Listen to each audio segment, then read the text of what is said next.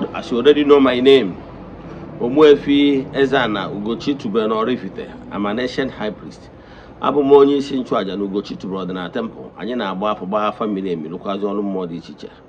Abụkwazị m onye isi nchụaja na ọdịnala Restoration Evangelical Mission, bụrụ onye mgbasa ozi ọdịnala Igbo.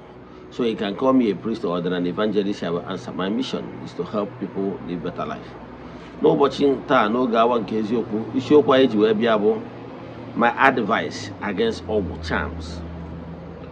Yes, my advice against ogwu charms. When I check all again, n'ogwu dị ile, mana ogwu abụrụ the basic of Igbo spirituality. Igbo spirituality bụ etu ndị mmadụ ndị Igbo si ebi ndụ. Usoro ndị Igbo ndị be anyị si akpọku Chukwu okike. However, ifere Chukwu n'usoro ndị be anyị ji akpọku okike dịrị onye ọbụla. However, ogwu was introduced later in Igbo spirituality because na ọtụtụ ndị mmadụ na-achọ additional, na-achọ ka a boycott the will of God in creation, na-achọ ka a boycott ewepụta shortcut. However, ọ bụrụ na echi nọ na-echọrọ ịda agwọ ọgwụ na ị na-agwọ ọgwụ ọ na-agara gị, so be it. Ịghọtara ya? Bọsị a ga-akpụji isi akpụ afụ ọnụ. Kama na ihe na-achọ ịkọwara gị bụ na irely ya solely on ogwu. Ọtụtụ ndị rely na n'olu so ogwu, rely n'ogwu na throw caution to the wind. Ha na-ewere the due process tufuo ya because ogwu nwere over confidence ọ na-enye mmadụ.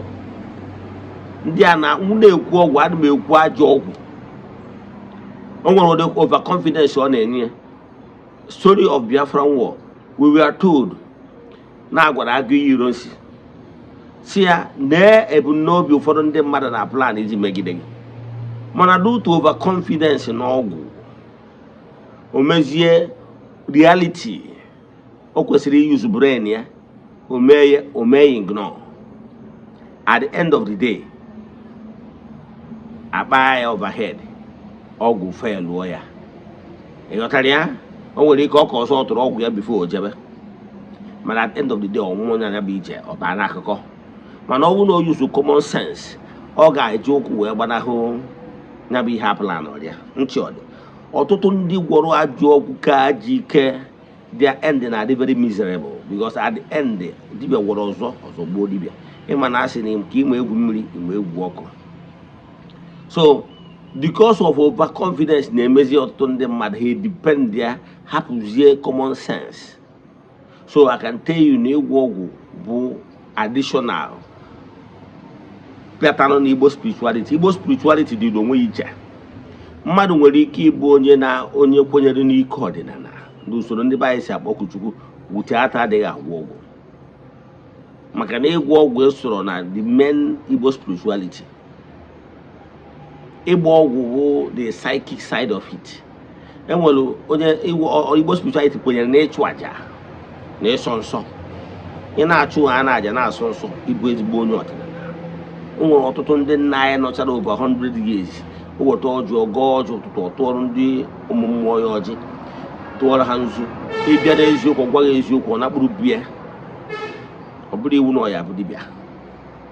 Mana emechasielu ka ihe si aga, ọtụtụ ndị mmadụ ndị chọrọ ide eke ike, ndị chọrọ ide eme ihe ike, banyebezie na phytoscience bụ si n'ịgwọ ọgwụ. By then ụfọdụ n'ime ha mechakwala ọgwụ a agwa ajọ ọgwụ, ọ na-eku ume, ọ na-ebu ebu. O nwere oge ọ ya eburu jiri aka kpaba ihe, kpaba nri. O nwekwara ike irikwa gị nwa bụ onye na-azụ ya na-enye ya nri. Ịghọtara ya? Mana Igbo spirituality as a spirituality has nothing to do with ọgwụ. Aja na ịsọ nsọ bụ Igbo spirituality. Maka ndị na-ekwunu na-ekpọtụrụ chi gị na ikenga chi gị ma ogwu so chi gị abụrụ ọgwụ. Na-erụrụ agwụ, kpọtụọ agwụ gị na ezumezu agwụ abụrụ ọgwụ.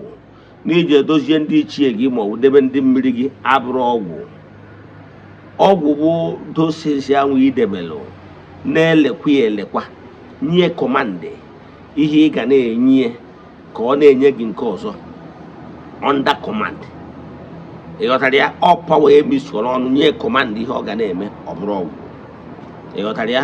So ọ bụrụ onye ọbụla bụ onye ọdịnala gwọbụ ọgwụ. O nwere ọtụtụ ndị mmadụ, ndị nnukwu nnafa kere ike gboo gwụọ ajọ ọgwụ eji wee mee odogwu, gwọtazie ọgwụ anwe ike nwoke a n'anya ike, ụmụ ya amụrụzi ka esi elekwa ya, o wee bido kpaba mkpamkpa n'obodo na famili. Ụdị ya ka a na-eji emebi. Ịghọtara ya? Mana ezigbo onye ọdịnala enwere ihe nkechi ọ na-elekwa, enwere ọgwụ ọ na-elekwa, obicha ndụ ya enwere ka o si ebutere ezinụlọ ọbụla nsogbu. Ntị ọ dị. So my advice, so kwunu ghara ide emisikozie tu. Ọ bụrụ onye ọbụla bụ onye dibịa ma ọ bụ onye ọbụla bụ onye ọdịnala, ọ bụrụ onye ọgwụ. Achọ nke ahọpụ ata na ọka, ụnụ mmadụ nke bụ nke. So ọ bụrụ na gị nwere onwe gị mụnwa bụ dibịa, ebelivuru m n'ọgwụ. Ịghọtara ya? Ebelivuru m na mmụọ. Yes. Mana ọ bụrụ na ibelivuru n'ọgwụ, so be it, I wish you the best. Ịghọtara ya? Onye bute ọgwụ ya gwụ n'iru ọrịa. Mana ife mmụọ ekwenyesiri m ike na ya. Ịghọtara ya? Mana ọ bụrụ na ọzị ka ndebe ọgwụ na-ekwu ya na-akasị spelụ na-projekt n'ụdị a ndị be anyị si agwa no. Ihe mmadụ debere na ngwuru o ji chekwa ngwuru, onye ọbụla ji ihe ọjọọ wee bịa asị skana. Iji maatụ, ịbịa n'okwu mmụọ a na-atụ egbe a na ọ dị ka the scanning machine na scan onye ihe ọjọọ ọbụla, ịgbalụ ihe ọjọọ ọbụla onye bụ obi wọnsị krọsụrụ ya. Ọ bụrụ ọgwụ dị ya. Ịghọtara ya?